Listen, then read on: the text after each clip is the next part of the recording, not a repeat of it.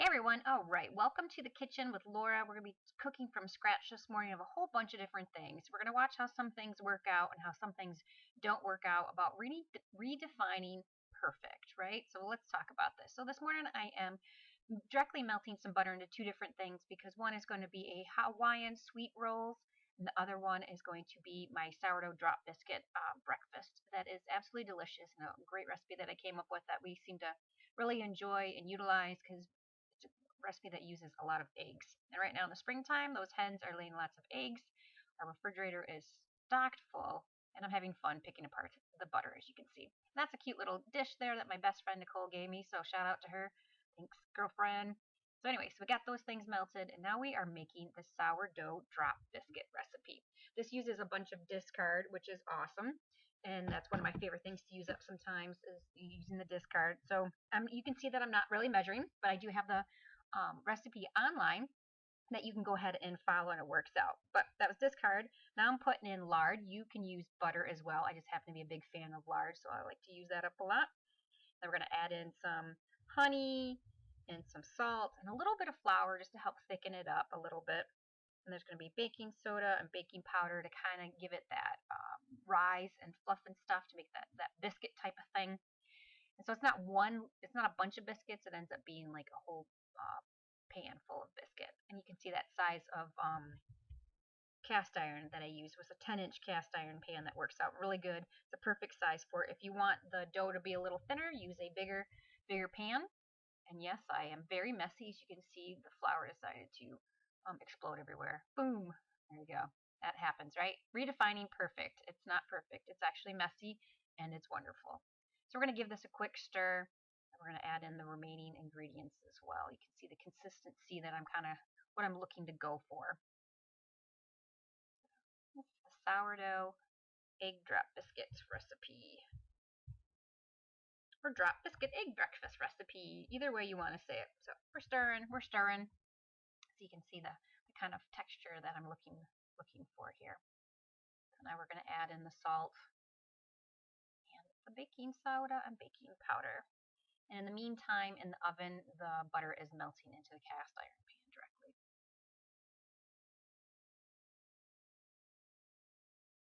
I'm trying to get some, I need to order some baking soda. Look at that. I'm going to order it from Azure Standard. So if you guys have not ordered from Azure Standard before, I'll put the link down below.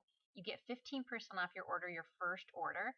And then I also will link down below too, kind of how they work. They're a fabulous company where you can buy lots and lots of different ingredients. A lot of them are always natural, and I always buy all the organic stuff. And so I like to pick out their baking soda and their wheat berries. I buy a lot from, but they have butter and cheese. They have hair products, skin products, vitamins, plants, you name it. They got a whole bunch of stuff. So by adding in the baking soda and baking powder, this will give it, you'll see this fun science reaction where it kind of starts to fluff up and bubble, which is really kind of cool to me every single time. I'm not sure why. So there it is. It kind of gets light and fluffy. The butter has been melted. Melted butter, is that not the best? So we're going to go ahead and just drop that in there. That's why I call it a drop recipe, right? Just drop it in there. Get it all in there. Look at that sizzle in the butter. And you're going to bake it in the oven at 350 for about 15 minutes. Then we're going to take it back out, and then we're going to add in the rest of the ingredients, which you'll see in just a minute. So make sure I get it all right. Scrape that. I got to find better scrapers to get it out of there. And you can spread it around if you want. You don't need to, but you can. All right, so better put the hot pads back on. Let's go get it in the oven. And I need to refill that flour container. I do a lot of wheat berry grinding, which you will see in a minute here with the video as well. But I also like to have this white, unbleached, organic bread flour from Costco. That's a really great price, and I just have that on hand if I don't have the time to grind up the wheat berries. And sometimes I like to make the recipes not as thick as like all the wheat, right? So now we're going to attempt to make our sourdough sweet Hawaiian rolls, which is a delicious recipe. It's so pillowy and so soft. It's just a hint of sweetness. I love it. But I did not add enough flour in the night before. I thought, well, I'm just going to do it anyways, but I decided not to. Um, and you can see it is very sticky. I mean, it's just gooing out. I'm like, oh my gosh, I'm going to have to use butter just to get it off my fingers. I'm trying to get it out of the container. And then I'm going to try and go ahead and use my bench scraper there like I normally would, which, get enough sectioned off so I can go ahead and make a little cute little rolls with my pinch and pull method. And right now I'm starting to realize that that's not going to work out. Okay, so what we're going to do is we're going to scrape this messy thing off the counter, and we're just going to put that in one huge roll, I guess you could say, that I end up going ahead and just leaving it just like that, and it's going to turn into my recipe for my sausage sliders. So this will be sausage sliders using sourdough. However, I have a bread recipe for your bread maker as well that will be able to that works the exact same way that I've done many times, and I love it. So my mistake, my oopsie messy sticky mistake, turns into a beautiful breakfast. So yay! That I need to clean up the counter, right? That was pretty sticky. Now we're continuing to make our sourdough egg drop thingy, and I need to whip up the eggs. I'm going to add some salt. I just love salt. I use Redmond's real salt, so I use a lot of it. Add some pepper. Going to mix that in. This is in the meantime while it's in the oven baking. The bottom part is baking right now.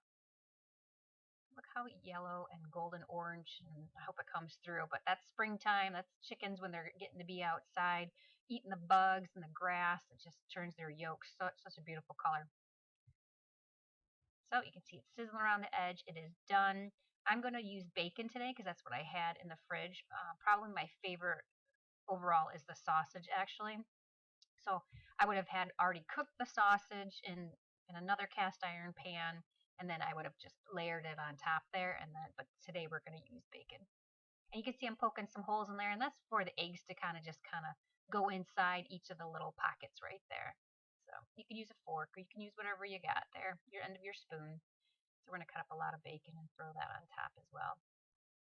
And you can use any veggies if you want. If you don't want to use a meat, you can go ahead and use any type of veggies or add both or whatever your combo is. You just use the biscuit recipe as your base and then add whatever you want. All right. Luckily I fast forwarded that chopping up the bacon, right? That could have took a while. I'll spare you. So now we're going to go ahead and I'm going to use onions today. Again, you can use whatever you want, whatever you have on hand, whatever you need to get rid of. That's what the wonderful thing about a lot of my recipes. What do you got on hand? What are we going to do? How are we going to mix this together? And then I'm just pouring the eggs on top, which will seem like, well, is it going to fit? Is it going to work out? I did a dozen eggs. It does work out for this particular recipe when you follow the measurements. Or close enough when you don't measure like I do. That's the rest of the cheddar cheese that I had. So I'm going to go ahead and just sprinkle that on top. You can use as much or as little or as none as you want. We're going to get it in the oven, and we're going to increase the temperature to 375. I find that eggs cook better when they are at 375. So there it is, done, and now I'm going to go ahead and serve it. Cut it up for breakfast for the fam. Just use a little pie thing and cut that out. And breakfast is served. And we had half left over, so I threw the other half in the freezer for another breakfast where I'll just pull out and go ahead and thaw it and eat it. Now I need to catch up with my wheat berries, so these happen to be hard red berries. I will mix it with white berries as well, and I will fill up that other container. I do that about once a week just to have it on hand. The sooner you use your fresh ground, the more nutrients it has in it. But I usually do it once a week. It's loud, and you got to bring out the thing and everything, which I love. It's a Mock Mill 100. Absolutely love it. I'll put a link down below as well if you guys want to check that out. That's the only one I've ever used. It works really good.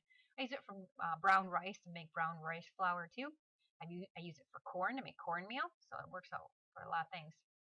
Now for lunch, I need to make some pizza. So today instead of making individual pizzas, I'm just going to do 2 larger pizzas on my pan. That's just olive oil that I put on the pan and then on my hand just to make it easier. I have to stretch these out a few times because you got to get the gluten to relax. This is a sourdough pizza recipe, so I fermented all night long. My friend gave me some dehydrated peppers. sweet pepper. So I actually just threw this in, threw some in the mix. That's if you see those little red flakes in there, that's what it is.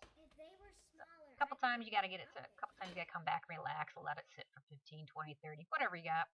I'm going to put some fork holes in there just so it doesn't end up doing a whole bunch of bubbles all over the place.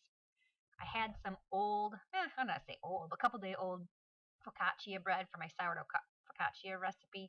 I'm just going to turn these into garlic bread to go along with lunch as well, with the pizza. So I just melted some butter, threw in some garlic salt, and I'm going to go ahead and slather these bad boys with all the goodness of butter and garlic salt. And we'll have that with our pizza. Yeah, I like a lot of butter. I gave these guys a good drenching bath in there. I just get my butter from Aldi. So far, it's an organic butter. So far, it's the best price I can find, but boy, butter is getting expensive, am I right? Alright, so that was the rest of the sourdough focaccia. However you say it. I know people say it a lot of different ways, but that's how I say it. Now I need more cheese for my pizza. I used it all on the breakfast, right? So now I gotta grind up some more. So this is my own farmhouse cheddar cheese. You can see I don't do any wax or anything like that. I just actually use a vacuum seal for my, excuse my head. I'm glad the hair color looks good. It's a farmhouse cheddar. I absolutely love this recipe. I use it all the time. It has to go in the fridge in a vacuum sealed bag for a month, and then it's all nice and hard and ready to go. And you can look at the line as well. I'll put a link down below. It's a whole cheese making course that really just walks you through with videos and workbooks and support for me if you guys were interested in learning how to make your own all different kinds of cheeses. This is my homemade pizza sauce recipe as well. Again, all the recipe links will be down below and on the website. This is an absolute love, no cook pizza sauce recipe, super easy with some tomato sauce and some spices, and you put it in the fridge for a few hours and it's really good. Now we're going to put that delicious cheese on there. Yes, it is a cheddar cheese. I actually just use cheddar cheese for all my cheese. Once in a while, I will go ahead and make some mozzarella, but generally, I just always have this cheddar cheese on hand, and I've always used cheddar cheese for my pizza. Tastes the same to me. It just looks a little different, but I use all that for all my stuff. And then to go along with pizza, so I feel like a healthier mom, I'm going to cut up some veggies right there, as you can see. Tomatoes, cucumbers. Nothing's in season here, unfortunately, so every once in a while I will go to the store to get some stuff for the kids until our stuff starts coming in off the vines and the plants and stuff. So there's some fruit and some veggies to go along with their stuff. Oh, that's what it is. They have to make themselves a little salad. These little bowls that I give them, they have to have a little salad. Those are the toppings that they can put on. Ta-da! Look at that pizza. That looks so good, doesn't it? Hope you're not drooling on your phone or anything. Yep, that's good. Now what I'm going to do is get dinner prepped. This is a burrito recipe that's online as well. Bean burrito, chicken bean burrito. And I mixed it all. It's got a lot of rice in it, just to use rice up sometimes and filler, because just plain chicken can get pretty expensive, right? Even though we raise our own organically and everything like that. But I'm just going to get these rolled and prepped, and then when it's dinner time, I'm just going to put them on a baking sheet and then warm them up in the oven for 20 minutes or something like that. So, ta-da! That's what I used up. Used up all the leftover ingredients. Somebody gets dinner. There is the bread to be in the oven, and then there it is done. And the next morning, I'm going to do the rest, and I'll post another video on how to make the sourdough sausage sliders for next. So there it is there. So I hope you enjoyed. Bye!